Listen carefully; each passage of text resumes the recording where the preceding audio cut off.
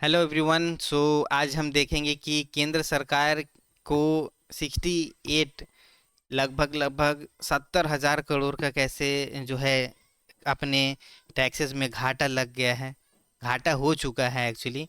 ठीक है। हम देखेंगे कि ऐसा क्या हुआ है गिफ्ट सिटी में। ठीक है, गिफ्ट सिटी आपको पता है कहाँ है। ये है गुजरात में और ये इंडिया का पहला ऑपरेशनल क्या है, इंटरनेशनल फाइनेंशियल सर्विस सेंटर है। ठीक है। और ये एक्चुअली इंटरनेशनल फाइनेंशियल सेंटर होता क्या है, ठीक है ना। एक तरह से ये जो है एक दूसरे कंट्री में या खुद के कंट्री में, है ना, ये बहुत सारे लॉज को है ना जो और टैक्सेस को ये कम कर देते हैं या ख़त्म कर देते हैं। ठीक है ना। इंटरनेशनल फाइनेंशियल सेंटर एक मलेशिया में है, दुबई में भी है। ठीक है। चलिए देखते हैं क्या हुआ है।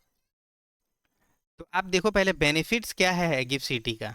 गिफ्ट सिटी में अगर आप कोई बिजनेस स्टार्ट करते हो तो उसका बेनिफिट क्या क्या है। ठीक है, और कौन कौन स्टार्ट कर सकता है ये तो है ऑल टुगेदर दूसरा पूरा वो मामला है। लेकिन आप एक जनरल आइडिया लो। 100% टैक्स एग्जेम्पशन मतलब उस कंपनी को बाहर का नहीं इंडिया का ही मानेंगे। ठीक है। मतलब टैक्स में छूट देता है क्योंकि स्पेशल इकोनॉमिक जोन होता है ये। ठीक है ना। स्पेशल इकोनॉमिक जोन होता है। ठीक है। और दूसरा क्या है, 9% मिनिमम अल्टरनेट टैक्स। ठीक है, 9% है सिर्फ। मतलब कि देखिए एक जो कंपनी रहेगा वो बोलेगा ना कि मैंने तो पूरे साल भर में कुछ भी नहीं कम अर्न किया है, ना मेरा लॉस है ना मेरा प्रॉफिट है। 0% ये दिखाते हैं, ज़ीरो दिखाते हैं अपने बुक्स में कि ये 0% भैया मैंने अर्न किया है। तो उस पे ये मिनिमम अल्टरनेट टैक्स लगता है। बोलते हैं कि भैया तुम जीरो कमाओ या कुछ कमाओ, हमें तो साल भर में 9% तुमको देना पड़ेगा। ठीक है। जीएसटी या custom duty of for imports in SCJ is exempted मतलब नहीं लगता है, या लगता है तो बहुत कम लगता है। 4% TDS on interest on overseas borrowing. ठीक है। टैक्स ये जो 4% लेते हैं अगर कंपनी बाहर से पैसे लाती है। ठीक है। Long term capital gain tax and stamp duty भी नहीं लगता है। ठीक है। तो ये सारी चीज़ें आप याद रखना। ठीक है। अब हम आगे देखते हैं। गिफ्ट सिटी जो गुजरात में है ना, उसको में वो कैसा है, स्पेशल इकोनॉमिक जोन जैसे आपको बताया। 625 करोड़ सॉरी एकर्स में ये फैला हुआ है। ठीक है। डोमेस्टिक ट्रैफिक एरिया बोलते हैं। ठीक है। और ये कॉन्सेप्चुलाइज किसने किया था, गवर्नमेंट ऑफ गुजरात ने। ठीक है। और ये किसका रेप्लिकेशन है, मतलब कैसा है, किसके तरह है। ठीक है। ये देखो शंघाई, लंदन, सिंगापुर, ये यहाँ पे भी इंटरनेशनल सर्विस सेंटर है, फिनेंशियल जो सर्विस सेंटर्स हैं। ठीक है। और गिफ्ट सिटी जो है वो ग्लोबल कैपिटल अट्रैक्ट करने के लिए बनाया गया था और इंटरनेशनल फाइनेंशियल सर्विसेज के लिए भी।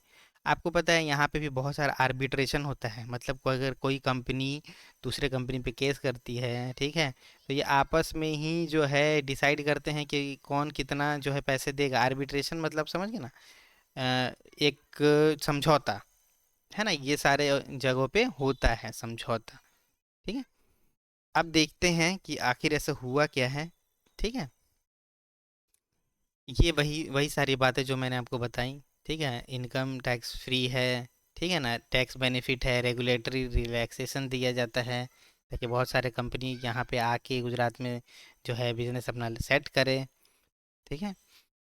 अब देखिए हुआ क्या है कि यूएई के साथ, ठीक है, यूएई के साथ इंडिया ने कॉम्प्रिहेंसिव जो है इकोनॉमिक पार्टनरशिप एग्रीमेंट किया है, मतलब एक तरह से फ्री ट्रेड अग्रीमेंट। ठीक है, उस शहर की वजह से। और जिस पे ना सोने चांदी पे लगभग 8% जो है सिर्फ कस्टम ड्यूटी देना पड़ता है, दिया जा मतलब सिर्फ देना है। ठीक है। और पूरे शहर पूरे भारत में कितना है, 15%। ठीक है। तो अब ये हुआ कि साल भर के लिए, ठीक है ना, साल भर से ज़्यादा ऐसा लूप होल इन्होंने ढूंढ लिया। ठीक है।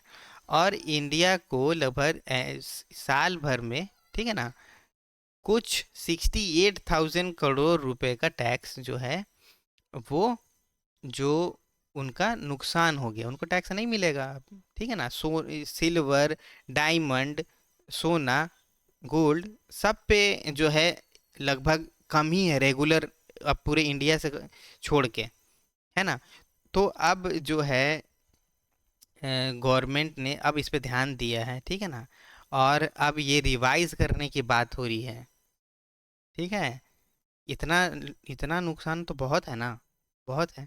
ठीक है, तो अब ये रिवाइज, ये जो अग्रीमेंट है, फ्री ट्रेड एग्रीमेंट है, उसको रिवाइज करने की या इस क्लॉज पे ध्यान देने की बात हो रही है, ठीक है। ये देखिए कॉम्प्रिहेंसिव इकोनॉमी पार्टनरशिप एग्रीमेंट है, ये अपने गोयल सर एंड ये काउंटर पार्ट उनके, ठीक है। तो आपका क्या थिंकिंग है, ठीक है, आप जरूर कमेंट करिएगा। अगर आप चाहते हो कि मैं कुछ दूसरा वीडियो बनाऊं या कुछ अपने आप में इम्प्रूव करूं तो प्लीज़ कमेंट करिएगा। ऐसे वीडियोस के लिए इस चैनल को सब्सक्राइब करिए, लाइक करिए, शेयर करिए। ठीक है, मिलते हैं अगले वीडियो में। Thank you.